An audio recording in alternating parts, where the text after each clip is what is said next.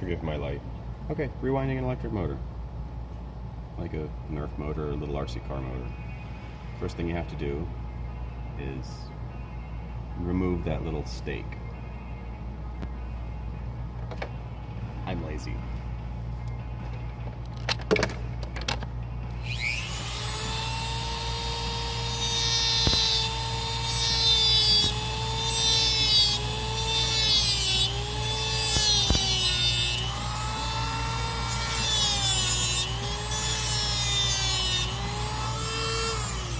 And dumb. Wear eye protection, kids.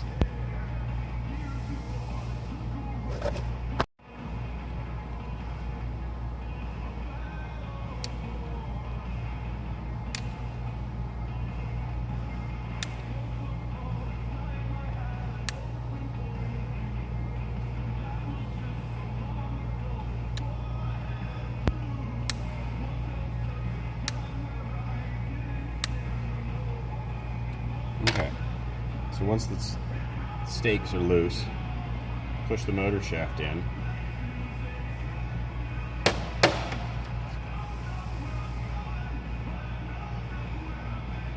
Now, to not damage the brushes, you want to pull on the armature, not the end bell. This is the end bell. The part inside is the armature.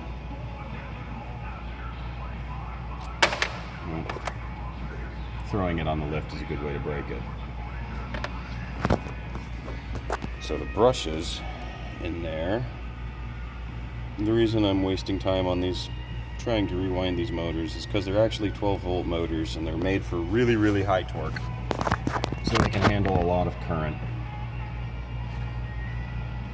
But I'm going to rewind them and make them draw lots of current through high RPM, not high torque.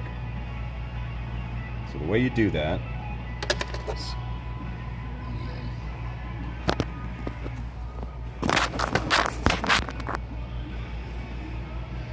on the armature, there's 3 little copper posts. It won't focus.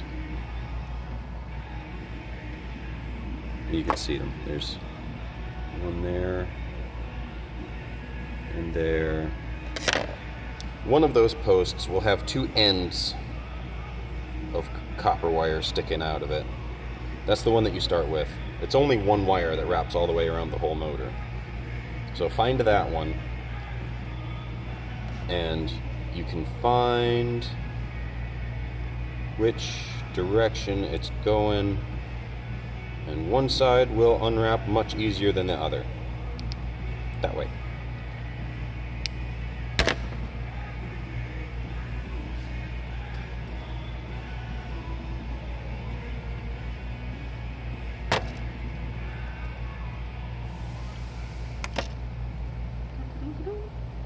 It's the best way to do it.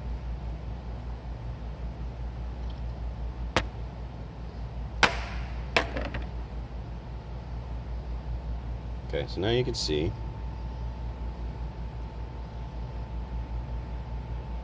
that one has windings and that one has none. So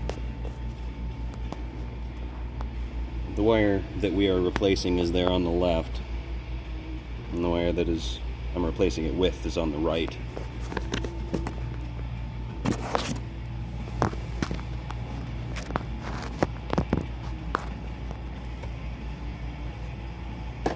The wire that I'm replacing it with, I actually took out of the seized starter solenoid, so it's high current stuff. Once you get all the copper stripped off the armature, it's clean.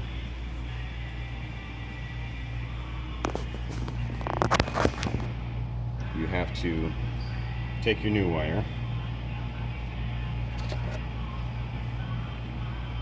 and solder the very, very tip of it onto one of those lugs. Which one doesn't matter.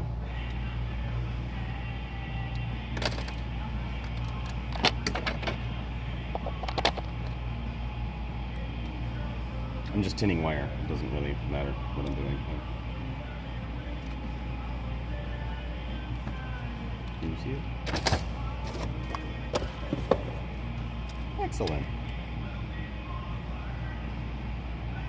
Tinning is very important. If you don't know what tinning is, you're probably not going to be doing this.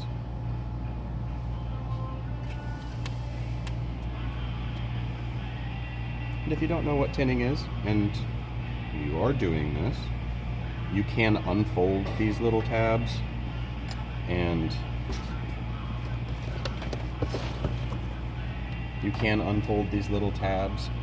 get the wire underneath of them and restake them, but that's very complicated and very fiddly. Now I'm pretty sure around these lobes, normally they're wound counterclockwise. I'm right-handed, I wind them all backwards, all my motors spin the wrong direction. It's okay, I can fix that later.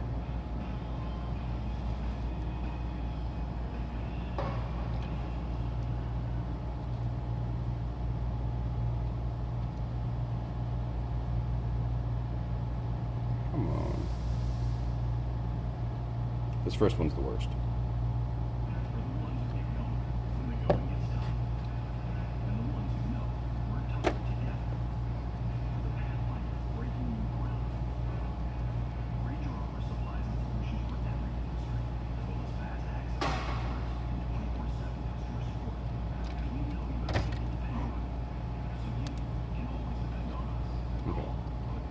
Yeah, so like I said, I'm pretty sure you're supposed to wind around these lobes counterclockwise. I don't, because I'm right-handed, and that's super awkward. So it's important to get a tight wind on these. It's not critical, but it will help you later. So wrap the first one like you don't have room, because on the last one you don't have a lot of room. I'm making these 30 turn motors versus, you saw how many times it spun around when I was taking the old wire off. Each time it spun around was one turn. The lower your turn count, the less copper is on the motor, the stronger the magnetic field is, and the more current it's going to draw. So the reason that I'm going to such higher gauge wire, or lower gauge wire, because I'm doing so many less turns, and it's going to be drawing a lot more current, and the stock wire would smoke. This wire may smoke.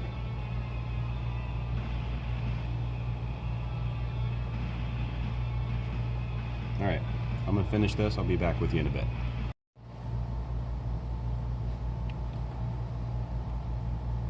$15.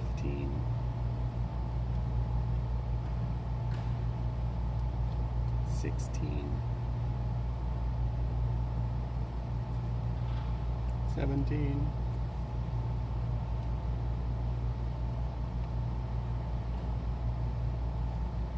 18. 18. You get the idea. Okay, 30.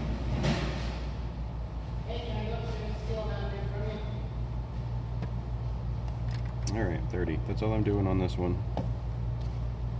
Now what I do is I lay the wire over the little stud. Not sure if y'all can see that. Color the wire where it lays over the stud. Back it off a turn.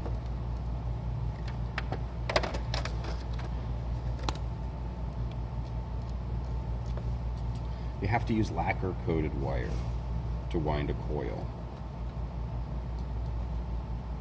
You find it, it's called speaker wire, or any other kind of round coil will be lacquer coated wire. It's copper wire, but it doesn't always look very copper because of the color of the lacquer that they put on it.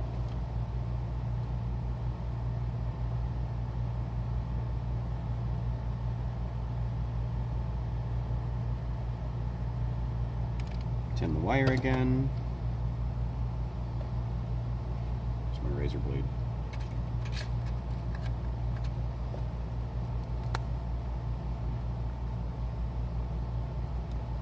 I can tell I'm getting old. My fingers are starting to shake. Tyndall lug.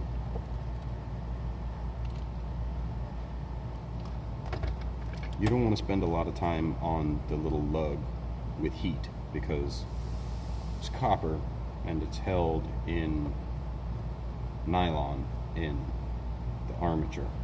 So if you put too much heat on it for too long, the nylon will melt and ruin the motor. Get that on there, get the wire in place. The wire's not staying in place.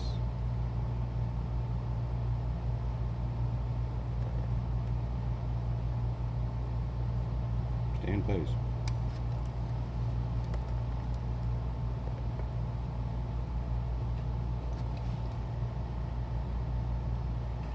That's it.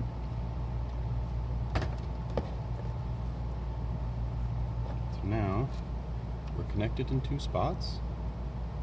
First lug's there, second lug's there, coil in between. Now we do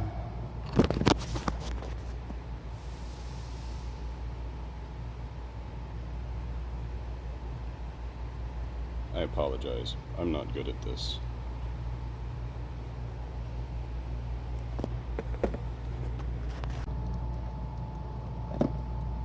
Last spot. Oh, where's my hand? There it is. Focus. Focus. Yes, sir. Okay, thank you.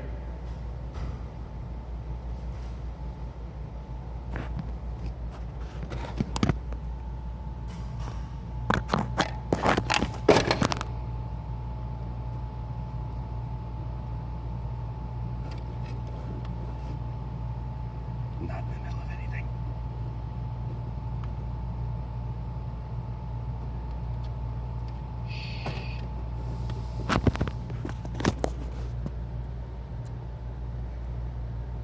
So, it's like that. And that's it. Solder the last wire back onto the first post that you started at. Make sure you have the same number of windings on each lobe of the armature, and that's basically all there is to it. Sorry about the weird cut. My boss was coming, so I messed this motor up. I mean, it's good, it'll still run fine, but that much cutting to get it balanced. This is what a balanced motor should look like. When you set it down, it will just roll smoothly all the way off. If it stops anywhere, that means your heavy side's down and you need to grind on the other face. Shouldn't take that much grinding to balance a motor. So I wound this one badly. I missed a count. Okay, so I realized I didn't do this in the beginning. Get your motors out, or to get the armature out of the end bell. Take a little pick or toothpick or staple or paper clip or something and gently spread the brush springs out over the washer when we pull the armature out. And to put them back in, what I like to do is I take a staple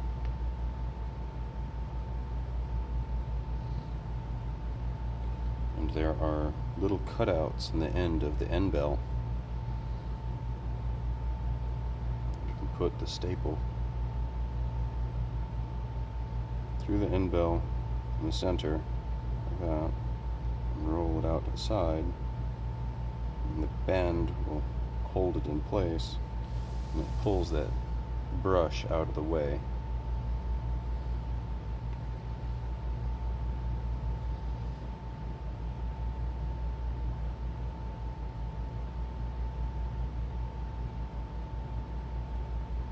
It's a little tiny.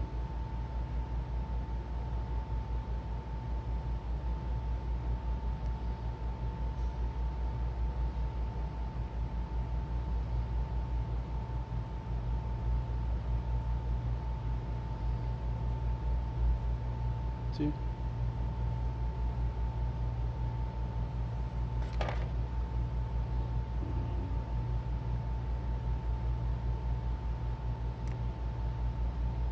The motor snaps back into the bush, or the armature goes back into the bushing. And you can take the springs out, and it's one piece again.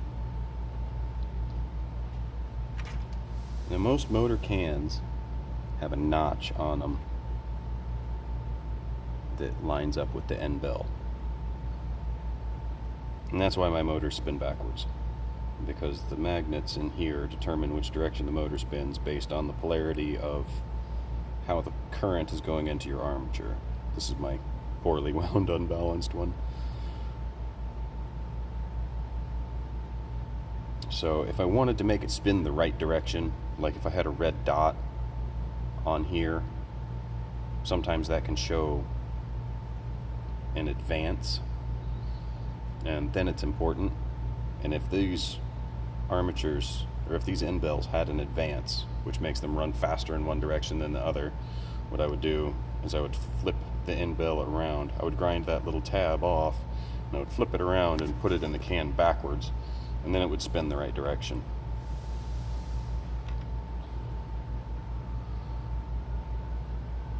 But I don't care about that.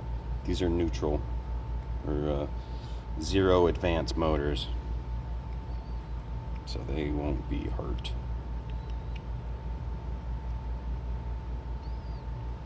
And having my little aligning pin.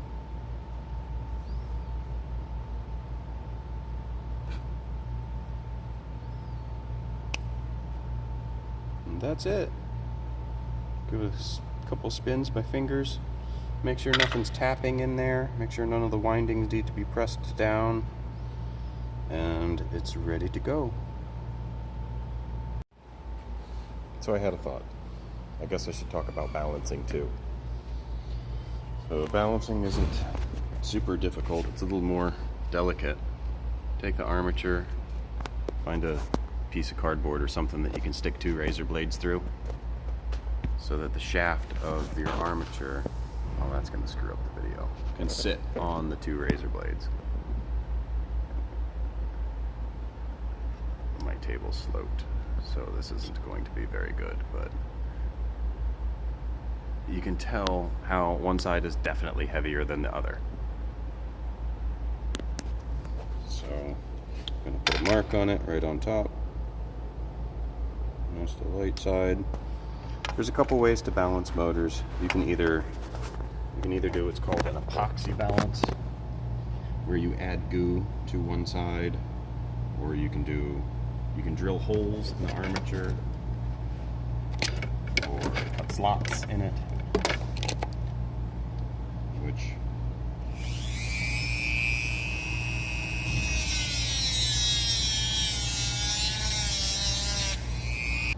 so the idea is,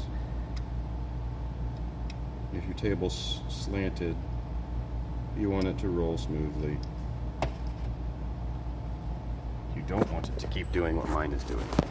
See, my heavy dots are still right on top, so I need to cut another slot.